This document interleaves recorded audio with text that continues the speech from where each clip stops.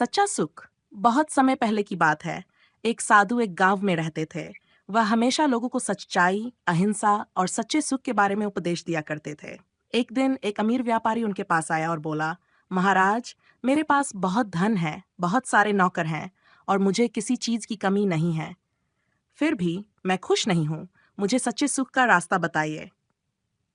साधु मुस्कुराए और बोले, सच्चा सुख पाने के लिए तुम्हें अपने धन और वस्त्रों का त्याग करना होगा।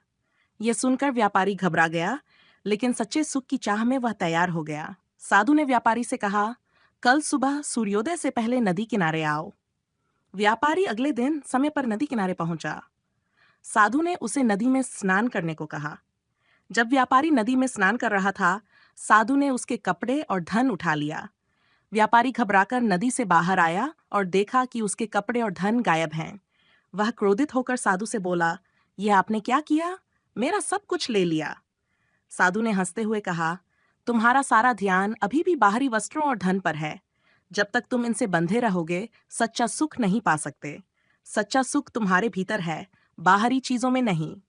व्यापारी को साधु की बात समझ में आई।